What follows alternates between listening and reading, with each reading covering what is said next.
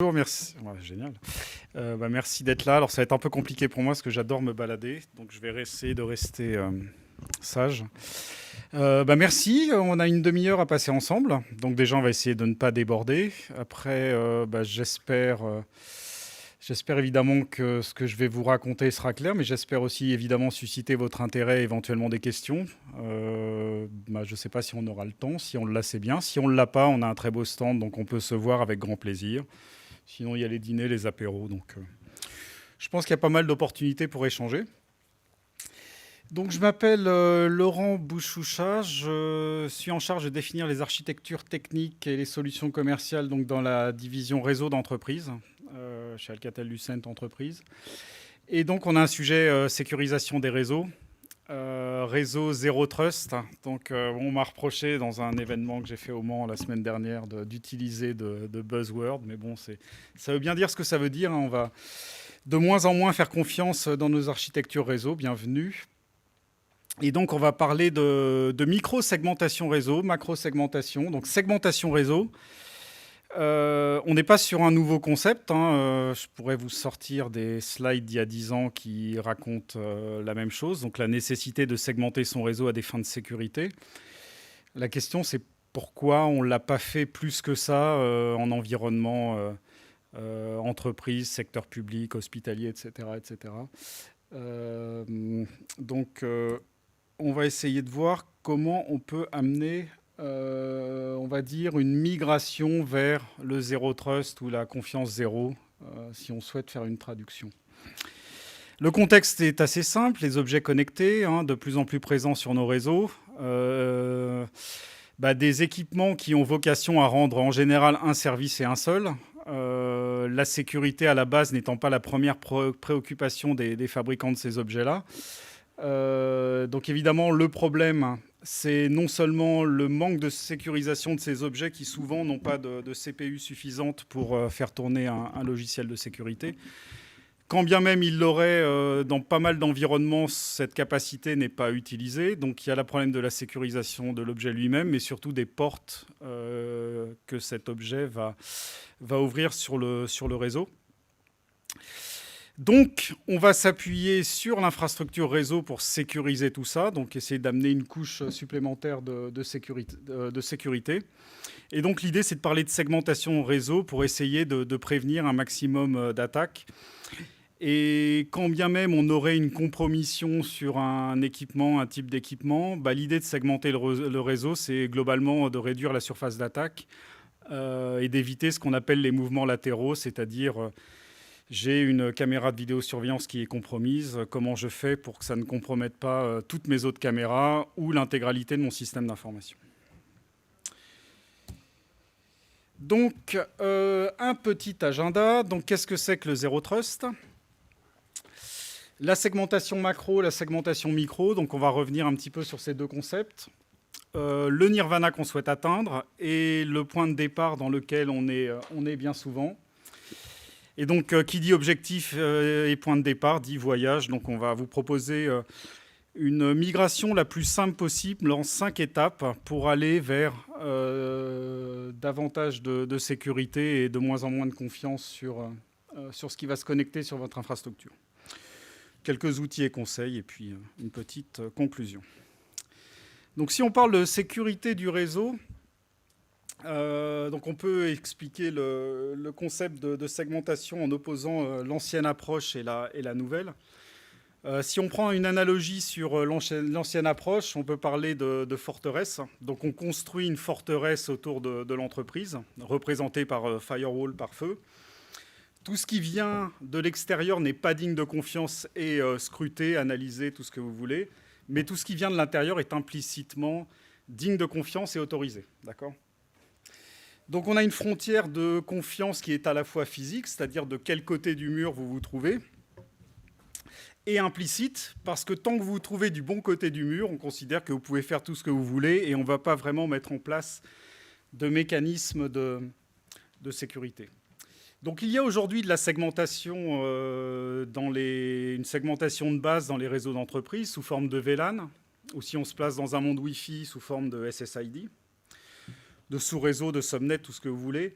Mais en général, on est sur une segmentation qui est plutôt statique et qui a plus à voir avec la scalabilité ou l'extensibilité et la gestion du réseau plus qu'avec la sécurité. Et c'est une approche qui est obsolète pour diverses raisons, 2 raisons essentiellement. La première, c'est la mobilité des utilisateurs qui vont non plus se connecter, et encore moins maintenant se connecter forcément de l'intérieur de l'entreprise, mais se connecter partout. On a aussi des invités, hein, c'est-à-dire des partenaires, des clients qui vont se connecter à notre infrastructure qui ne sont pas forcément dignes de confiance. Et même un employé peut aussi amener son lot de menaces. Ça, c'est le premier point. Le deuxième point, c'est tout ce qui est objet connecté, qui amène un risque plus élevé, de par ce que je disais tout à l'heure, la difficulté de les sécuriser, de par le fait que certains arrivent et ne sont pas validés par la DSI. Donc ça, c'est un problème. Et effectivement, dans ce concept de sécurité périmétrique, si vous avez quelque chose qui est déjà à l'intérieur de votre forteresse ou de votre entreprise qui est compromis, rien ou pas grand-chose n'empêche la menace de se propager à d'autres éléments. Donc voilà, sécurité périmétrique définie statiquement. Voilà, on va essayer d'amener quelque chose d'un petit peu différent. Donc ce qu'on va amener, c'est de dire rien n'est digne de confiance. Confiance zéro, zéro trust. Et si on garde notre analogie de la forteresse, donc on garde notre forteresse, notre mur, notre pare-feu. Hein. Alors évidemment, hors de question de se débarrasser de ça, c'est très important. Mais c'est l'idée de dire que les criminels peuvent potentiellement être aussi à l'intérieur de ma forteresse. Donc c'est-à-dire prendre chaque maison, la sécuriser. Mais aussi, ça, on pourrait, si on garde cette analogie-là, dire que n'importe quelle personne qui se balade à l'intérieur de notre entreprise soit suivie en fait par un garde qui va vérifier effectivement que le comportement n'est pas problématique. Donc c'est là qu'on va parler de mobilité, on va parler de frontières de confiance distribuées, donc je vais y revenir. Et on va devoir définir quelque chose qui, par définition, n'est pas statique. Hein. Donc c'est-à-dire qu'on ne va pas définir des politiques par port, par SSID ou que sais-je, mais en fait, on va plutôt définir des politiques en fonction de l'identité, de l'heure de la journée, de la localisation, de l'application utilisée, et dans un environnement qui va être extrêmement dynamique. Donc voilà ce que je vous propose. Donc dans le cadre du Zero Trust, l'entreprise n'est pas considérée comme une zone de confiance implicite, et le principe directeur est d'agir comme si les attaquants étaient déjà présents. Et la première étape, évidemment, c'est l'authentification. Et là, l'analogie avec les aéroports est assez intéressante, c'est-à-dire que où que vous soyez dans l'aéroport, on ne vous fait pas confiance globalement. Donc vous êtes à l'extérieur, sur la piste, vous aurez toujours la possibilité de vous faire contrôler, de vérifier votre identité, vérifier que votre visa est à jour, vérifier les différentes conditions d'entrée, vérifier que vous avez un pass sanitaire, etc., vérifier que vous n'êtes pas interdit de vol. Donc c'est ce genre de choses qu'on va mettre en place sur la partie réseau. Donc comme vous le savez, ça s'appelle en anglais du Network Access Control, qui va utiliser au mieux une authentification forte telle que 802.1x. Donc regardons la segmentation réseau. Donc il y a 2 types de segmentation, donc la macro-segmentation, la micro-segmentation. Donc on va prendre un exemple. Donc vous avez ici la capacité de partitionner votre réseau physique de manière logique. Donc les segments, ça peut être... Il y a pas mal de technologies qui font ça, hein, VLAN, VRF, SPB, qui est une technologie Shortest Path Bridging qu'on supporte, ou MPLS, VXLAN, GRE. Vous avez vraiment le choix en termes de segmentation réseau.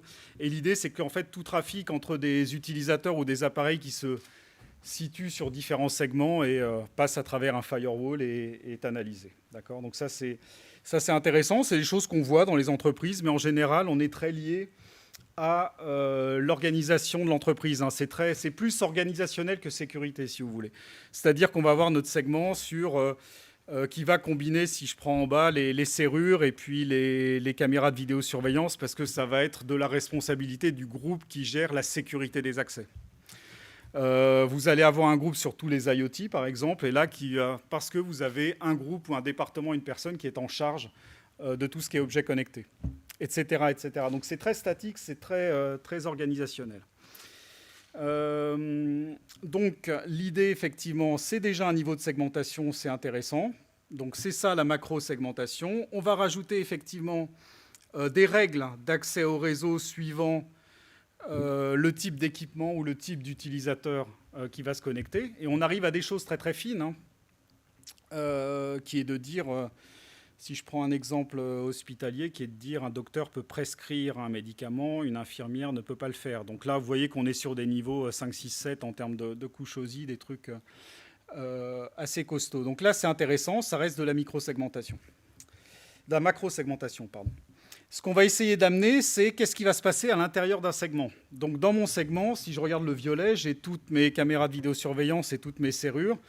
Est-ce que je dois rajouter des règles de communication à l'intérieur de ce segment? La réponse est oui. Je ne vois pas pourquoi une caméra de vidéosurveillance communiquerait avec une autre caméra de vidéosurveillance. Une caméra doit communiquer avec un enregistreur vidéo, et c'est tout. Une serrure ne doit pas communiquer avec une autre serrure. Donc ça, c'est la partie micro-segmentation, donc qui est plutôt mon axe horizontal, qui est globalement de dire quelle est la règle de communication à l'intérieur d'un segment, donc interdit entre des caméras ou des serrures de communiquer. Donc voilà ce que vous avez de manière, j'espère, la plus simple possible, la macro et la micro-segmentation. Donc la question, c'est qu'est-ce qu'on fait? Est-ce qu'on fait de la macro-segmentation ou de la micro? Et la réponse, c'est les deux, mon capitaine. Pourquoi? Parce que si on faisait que de la macro-segmentation, on aurait beaucoup de segments comme ça. Ça veut dire que potentiellement, on aurait besoin d'un firewall bien costaud, donc qui pourrait potentiellement être le goulot d'étranglement. Ou alors, on rajoute des firewalls sur les couches d'accès. Donc après, se pose la question du coût de ce déploiement et aussi des synchronisations entre les différents firewalls. Donc ça, c'est si on fait que de la macro-segmentation. Et si on fait que de la micro-segmentation, bah là, on va arriver à des règles qui risquent de devenir extrêmement longues et complexes. Donc la solution n'est pas là non plus, la solution étant une espèce de mix intelligent entre les deux. Donc voilà ce qu'on va proposer. Alors qu'est-ce qu'on souhaite avoir derrière ça? Ce qu'on pourrait appeler un micro-périmètre de sécurité mobile. Ça veut dire quoi? Ça veut dire que ma règle, elle n'est pas en fonction de sur quel port ou sur quelle borne je me connecte, mais en fonction de qui je suis, mon identité, l'heure de la journée, comme je le disais, la localisation et le type d'appareil utilisé. Et en fonction de ça, on va avoir un segment, des règles de qualité de service, ou même maintenant, on pourrait dire qualité d'expérience. Donc, est-ce que mon accès applicatif me donne la qualité d'expérience qui me permet de bien faire mon travail? Et puis la partie règles de sécurité. Donc là, on a chaque objet, chaque utilisateur va avoir son micro-périmètre de sécurité mobile. Donc on est dans un environnement extrêmement dynamique. Alors, qu'est-ce qu'on cherche à faire? Globalement, c'est simple, c'est pas nouveau. On est sur des concepts qui ont au moins une décennie, voire plus. On parle de contrôle d'accès, Network Access Control en anglais. Accès par rôle, c'est-à-dire... c'est une caméra de vidéosurveillance, c'est une serrure, c'est une personne des ressources humaines, etc. etc. L'accès n'est pas le même. Donc, accès par rôle. Ensuite, segmentation du réseau. Donc, effectivement, si j'ai une compromission sur un type d'équipement, un type de personne, on va limiter l'extension de la problématique. Donc, segmentation du réseau. Et surtout, regarder ce qui se passe. Donc, monitorer, regarder, et mettre en quarantaine tout ce qui a un comportement inapproprié. Donc voilà l'objectif final que je vous propose. Et la question étant... la question en fait qui n'est pas marquée là-dessus, c'est pourquoi ne l'a-t-on pas déjà fait? Et la raison est par peur de tout casser. Donc la deuxième question, comment peut-on faire sans tout casser, hein, sachant que si on se trompe sur notre configuration de sécurité, on va jeter des équipements qui potentiellement peuvent être très importants, voire essentiels pour la mission. Donc voilà, la problématique est là. Alors d'où on part? Donc il y a trois endroits qu'on va regarder plus spécifiquement. La première, c'est l'accès réseau, avec aujourd'hui en général des politiques de sécurité incohérentes. L'exemple le plus facile, entre guillemets, c'est souvent vous avez une authentification sur le Wi-Fi et vous n'avez rien sur le filaire, hein, sur le LAN. Donc sur le LAN, on se branche et puis c'est globalement la fête. Vous avez une segmentation qui est statique, donc qui est liée à une localisation, ce qui a très très peu de sens dans le monde moderne. Et comme je disais, tout ce qui est à l'intérieur de l'entreprise est aujourd'hui digne de confiance, ce qui est une erreur. Donc ça, c'est la partie accès. La partie IoT, bon, je pense qu'on en a déjà parlé, mais aujourd'hui, on est vraiment sur un angle mort de conformité.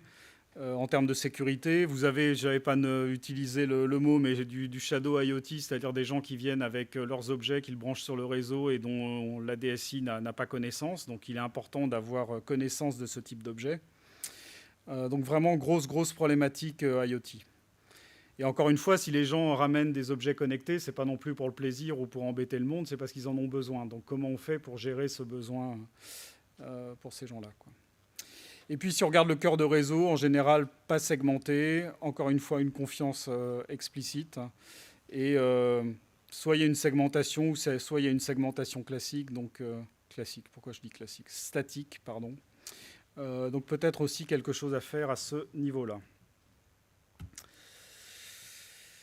Donc on vérifie qu'on a une infrastructure réseau qui est capable d'être segmentée. C'est le premier point, sinon on va pas aller bien loin. Les questions qu'on peut se poser, hein, que je crois que j'ai déjà posées globalement, mais comment on va segmenter le réseau, comment activer l'authentification, comment activer des politiques de sécurité, comment faire respecter ces politiques sans créer ou causer de perturbations sur l'opérationnel, très important, et comment on teste ce qu'on fait, comment on teste nos schémas d'authentification, d'autorisation et nos différentes politiques. Donc on va essayer de répondre à ces questions-là. Okay. Alors le voyage, donc c'est là où on vous propose globalement une méthode ou un voyage en 5 étapes. Donc la première, c'est en fait d'activer dans l'infrastructure réseau tout ce qui est capable d'identifier le trafic. Donc vous avez, excusez-moi pour l'anglicisme, tout ce qui est Deep Packet Inspection, donc la capacité de lire l'intégralité des paquets réseau et de regarder quel type d'application est utilisé par qui. La capacité de prendre tout ce qui est connecté sur votre réseau et de le mettre automatiquement dans un inventaire. Donc à partir de là, vous avez une carte quasiment immédiate de tout ce qui est connecté sur votre infra et de tout ce qui se passe en termes d'application. Donc ça, c'est la partie récupérer l'information, donc c'est la première phase. La deuxième phase, on se retrouve avec un bel inventaire, une belle liste d'objets. Donc il y en a qui vont être déjà connus de la DSI, donc là, pas de souci, on les connaît, donc on va s'arranger à ce qu'ils aient un comportement approprié. Maintenant, probablement, on va découvrir des choses qu'on ne connaissait pas. Donc l'idée, c'est de retrouver le propriétaire de l'objet, d'identifier le besoin professionnel ou le besoin opérationnel. Alors s'il n'y a pas de besoin professionnel ou opérationnel, c'est facile, on va pouvoir mettre ça dehors. Par contre, s'il y en a un, c'est effectivement quel est le besoin, quel est le flux de travail, quel est le besoin en bande passante, quelles sont les capacités de sécurisation de l'objet s'il y en a. Quels sont les bande passante, j'en parlais. Quels sont les utilisateurs qui doivent avoir accès, etc., etc. Donc on va faire ça, effectivement. Donc il y a un travail d'échange, clairement. Sur pas mal de phases, on est dans une belle automatisation. Mais à un moment, là, il faut de l'échange humain, en tout cas sur cette phase 2. Et une fois qu'on a compris, effectivement, les utilisateurs, les objets, les flux de travail, les besoins en débit, on va pouvoir créer nos politiques de sécurité. D'accord ? Politique d'accès, stratégie d'authentification. Alors j'ai mon Nirvana qui est le 802.1x avec EAP TLS, donc ça c'est génial, sauf qu'on ne peut pas forcément le faire sur tous les types d'objets, donc on va peut-être faire d'autres types d'authentification. Donc on va créer notre stratégie, créer nos politiques d'accès, créer nos règles. Donc ça c'est la partie 3 qui est la partie planification. Alors on est quand même sur des choses à la base un petit peu complexes, donc se tromper dans la configuration c'est quelque chose qui peut vraiment arriver. Le problème, c'est que si on bloque un opérationnel, là, on a tout faux. D'accord ? Donc, ce qu'on va faire, c'est globalement, c'est la phase 4, ce qu'on pourrait appeler la simulation. Donc, c'est de configurer nos règles, configurer nos quarantaines, mais de laisser ouvert par défaut. Donc, c'est ce qu'on appelle le fail open. Encore un anglicisme, veuillez m'excuser. L'idée, c'est qu'effectivement, tout passe, même si la règle de sécurité n'est pas respectée. Mais qu'est-ce qu'on va faire ? On va tout journaliser. Et après, on va regarder dans notre journal, est-ce qu'on a bien défini notre règle de sécurité. C'est comme ça qu'on va faire. Donc on ne va pas déranger l'existant, on ne va pas déranger l'opérationnel, on ne va pas créer de problème. Donc probablement, et c'est pour ça que je vous ai mis une petite flèche qui reboucle en bas, probablement il y aura besoin de plusieurs itérations pour arriver à la bonne configuration.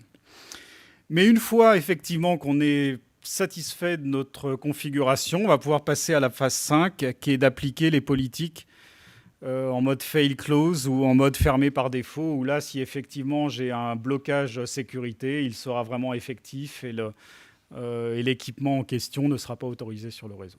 Donc voilà, c'est comme ça que je vous propose d'aller d'un état un petit peu compliqué, avec pas mal de nouveaux objets, certains peu connus, voire pas connus de la DSI, et d'arriver vers quelque chose qui va s'approcher le plus possible du Zero Trust.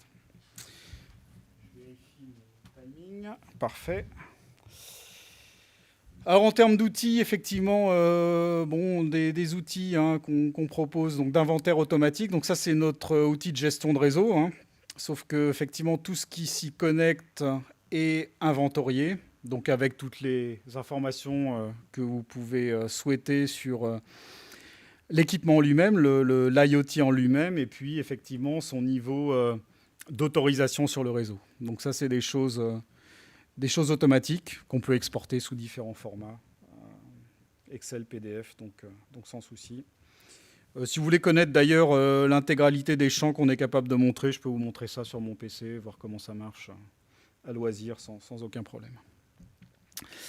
Les applications, donc applications par donc le trafic applicatif, c'est vraiment une mesure de tout ce qui se passe, donc soit au global, soit par rôle, soit par type d'objet ou d'utilisateur, et effectivement de voir est-ce que j'ai bien la bonne utilisation par rapport à ce que j'en attends d'un point de vue métier, d'un point de vue sécurité. Si je prends ici de l'imagerie médicale, donc vous avez 3 protocoles qui sont utilisés ici. Je ne sais pas si vous arrivez à lire. Celui d'en haut, c'est RDT, donc Real-Time Data Transfer. Donc c'est globalement la partie vidéo de l'imagerie, la partie donc qui prend toute la bande passante. Et puis vous avez tous les protocoles réseau là. Qui sont là. Donc avec cette mesure-là, vous pouvez savoir quels sont les protocoles utilisés par ce type d'équipement qui est de l'imagerie médicale. Et ensuite, dans votre règle, vous allez pouvoir définir ça de manière assez simple. C'est des assistants, c'est pas extrêmement compliqué.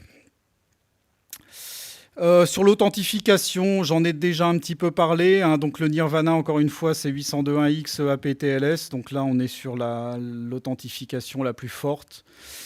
Si on n'est pas capable de le faire, on fait ça par authentification adresse MAC. Adresse MAC, on aura d'ailleurs récupéré dans la phase d'inventaire, donc on les aura déjà. Pas besoin de tous les re-rentrer à la main. Et en fonction de ces paramètres d'authentification, on va appliquer un profil et donc un segment réseau et des règles d'accès. D'accord.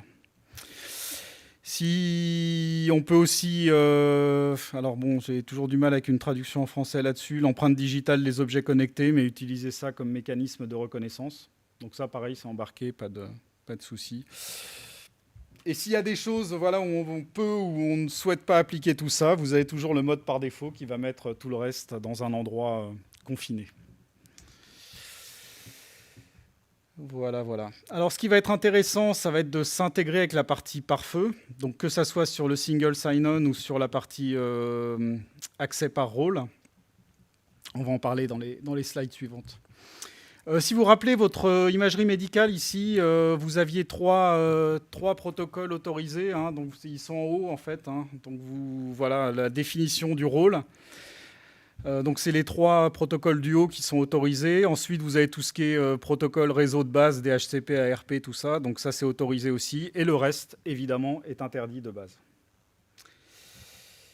Enfin interdit, je vais faire une petite précision ici. Rappelez-vous, on est en mode fail open au début, donc on laisse tout passer. Donc là, ce qu'on va faire, c'est qu'on va faire allow, donc on va autoriser. Par contre, on va journaliser. Et là, on va regarder est-ce que ça a bien respecté la règle. Et une fois qu'on est satisfait de notre configuration, on passe en mode interdit. Donc voilà, c'est assez simple globalement. Ce qu'on va faire, c'est qu'on va aussi intégrer avec les pare-feux. Donc vous aurez accès au slide. Si vous voyez en bas à droite, il y a des liens vers la façon de s'intégrer avec du Fortinet, avec du Palo Alto, par exemple. L'idée, c'est de partager nos profils d'utilisateurs et profils objets connectés avec les firewalls. Donc de manière à pouvoir définir à partir du firewall. Les firewalls nouvelle génération permettent de définir des règles basées par profil et par rôle, et pas seulement des choses statiques par subnet. Donc nous, on va récupérer cette configuration qu'on va appliquer sur nos bornes et nos switches. Pareil sur la partie IDS, donc on va être capable effectivement soit sur l'IDS central ou soit aussi d'ailleurs dans nos switches de détecter des attaques type déni de service, hein, c'est une configuration par défaut, et on va échanger cette information-là avec l'IDS, et l'IDS qui peut éventuellement commander à l'équipement réseau de mettre en quarantaine. Donc voilà, ça c'est des intégrations qui sont importantes. Donc voilà, en conclusion, ce qu'on va viser, c'est d'avoir une stratégie d'authentification et des politiques de sécurité cohérentes sur notre infrastructure réseau, d'appliquer de la macro-segmentation, de la micro-segmentation, avec mise en quarantaine en cas de violation de la règle de sécurité. Une segmentation qui va être dynamique en fonction de un petit peu de ce qu'on aura choisi, hein, des services réseau qu'on veut proposer. Amener de la segmentation au niveau du cœur de réseau qui est souvent le parent pauvre de la segmentation. Donc ça, c'est aussi quelque chose sur lequel on va travailler. Et l'essentiel de mon message, c'est de dire qu'on va essayer de faire ça par étapes. Il est illusoire et même dangereux d'essayer de tout faire d'un coup. Donc encore une fois, on regarde ce qui se passe attentivement, on essaye de comprendre. On trouve les personnes qui ont amené différents types d'objets, on comprend le besoin professionnel. On définit la règle de sécurité, on simule pour voir si ça fonctionne et ensuite on applique.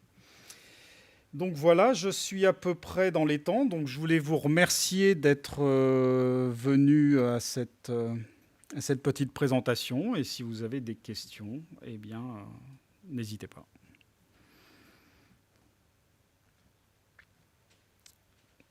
Oui.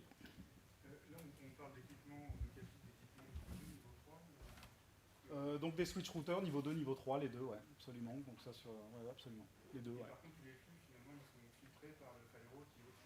Non, les flux sont filtrés. Alors, les flux sont filtrés par le commutateur LAN, donc niveau 2, niveau 3, commutateur routeur maintenant, et la borne Wi-Fi. Donc on va appliquer des ACL, par exemple, à l'entrée. On va appliquer des VLAN à l'entrée en fonction du profil. Donc on va dire, tiens, je te reconnais, tu es une caméra, donc toi, ton profil, c'est voilà, avec toutes ces règles-là. Donc ton profil dit c'est le VLAN 40 et c'est une ACL qui dit que tu n'as pas le droit de parler à tes copains sur le même réseau. Et tout ça, on va l'appliquer sur le port sur lequel on se connecte ou sur la borne si on est en mode Wi-Fi. La roule, elle est créée dans le gestionnaire de réseau. Elle est déployée sur l'ensemble des switches et des bornes d'accès. Et elle est partagée avec le firewall. Et elle est bidirectionnelle, c'est-à-dire est-ce qu'on sait, là où on gère la roue, est-ce qu'on a des remontées d'informations sur là où elle a été utilisée?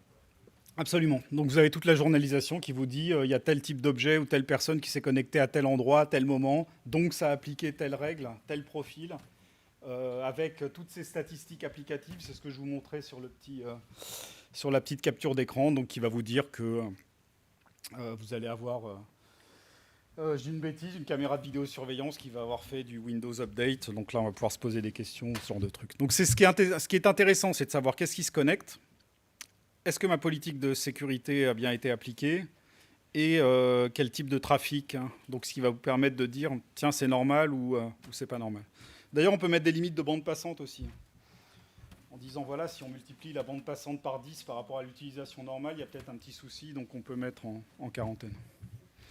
Vous visualisez la chose, hein, c'est fait à l'accès réseau, là où les utilisateurs et les objets se connectent. Mais on notifie le firewall et on échange l'information avec le firewall. Parce qu'évidemment, la sécurité périmétrique reste importante. C'est clair? Bon. C'est OmniVista, absolument. Oui, absolument. Monsieur est connaisseur. OK. J'ai oublié de répéter la question, pardon. Eh bien, s'il n'y a plus de questions, je vous remercie. On a un très beau stand au-dessus. Voilà, donc n'hésitez pas à passer nous voir et puis on pourra discuter de tout ça. Merci beaucoup, hein. Merci.